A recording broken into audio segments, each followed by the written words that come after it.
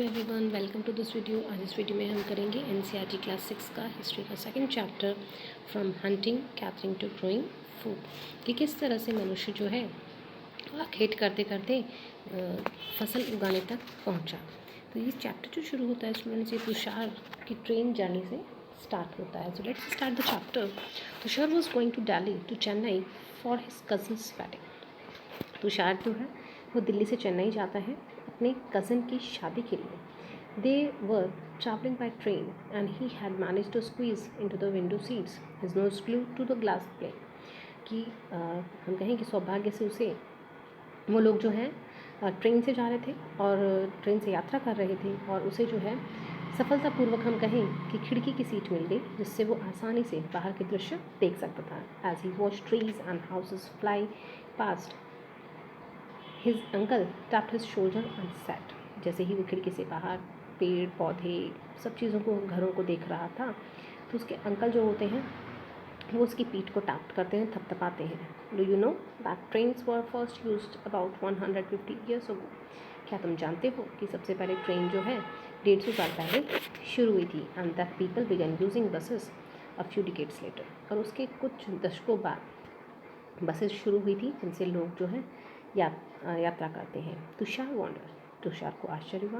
Van people could not travel quickly from one place to another, कि जब लोग एक जगह से दूसरे जगह जल्दी जल्दी नहीं पहुंच पाते हैं। Did they spend their entire lives wherever they were born. तो जहाँ वो पैदा हुए हैं वहीं उनका जीवन खत्म हो जाता है। नॉट क्वाइट, कैसे हो सकता है। So the earliest people why were they on the move, कि अर्लीस्ट जो पुराने लोग थे जो हम कहें कि वो जो हैं why were they on the move, कि वो घूमते क्यों रहते थे, एक स्थान से दूसरे स्थान पर क्यों जाते रहते थे। We know about people who lived in the subcontinent as early as 2 million years ago, कि हम जानते हैं कि 2 मिलियन साल पहले जो लोग इस धरती पर रहते थे, इसका सब कॉन्टिनेंट पे रहते थे। Today we describe them as a hunter gatherer जो है, तो उन्हें हम एक हंटर गैदरर के रूप में जानते हैं। हंटर मतलब आखेट करने वाले, शिकार करने वाले।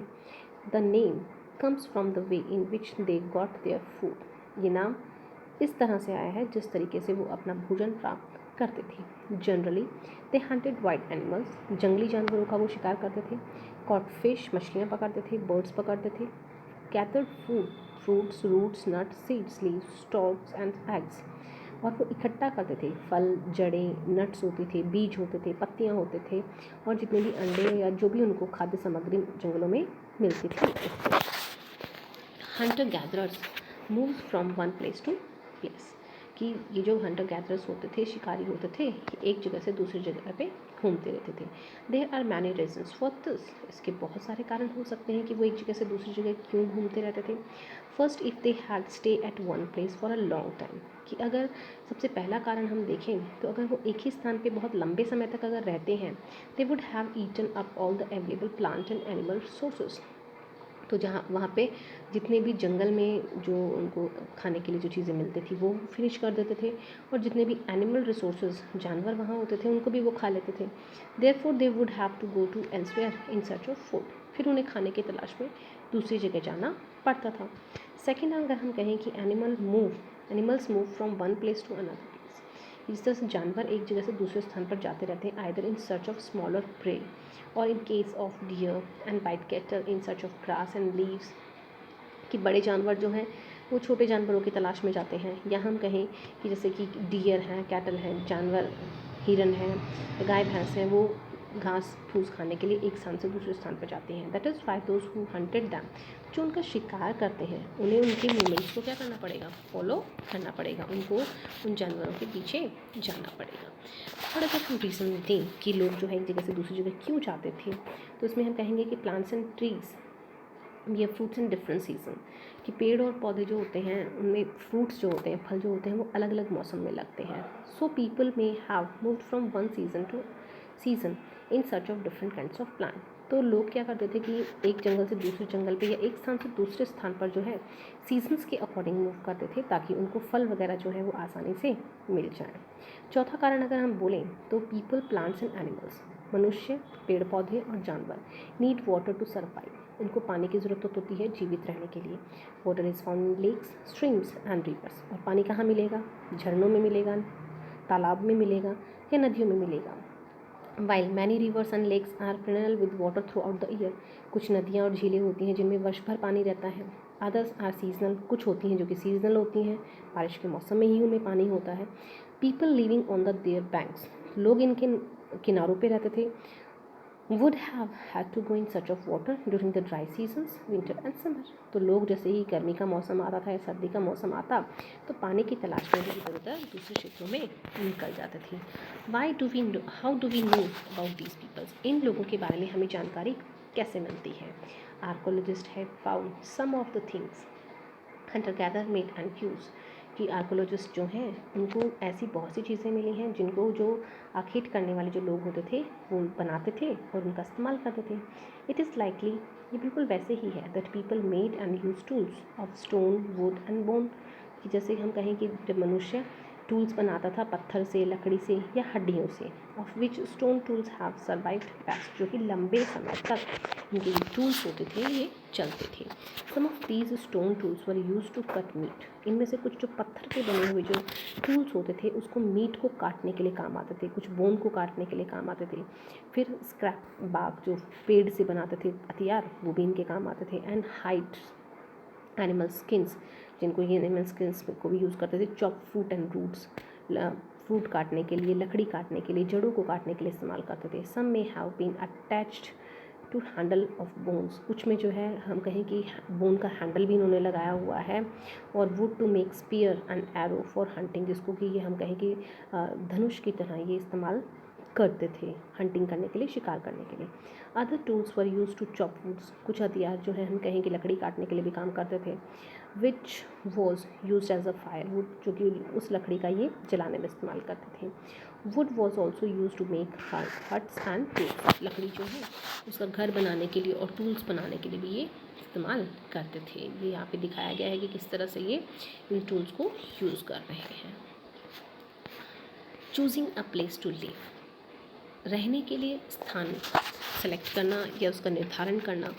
लुक एट मैप 2 बिलो, यहाँ नीचे मैप 2 यहाँ पे हमें दिया गया है, से हमें देखना है। All the places mark with red triangles, जितने भी रेड ट्राइंगल से जो मार्क्स किए गए हैं, are sites from which archaeologist have found evidence of hunter gathers, यानी ट्राइंगल का जो शेप जहाँ पे हमें मिलेगा उसका मतलब है कि वहाँ पे जो हंटर गैदर्स हैं, इस तरह का जो रेड कलर का ट्राइंगल का शेप हमें मैप में मिलेगा तो उसका मतलब है कि जो हंटर गैदर हैं वहाँ पे उनके एविडेंस मिले हैं आर्कोलॉजिस्ट को।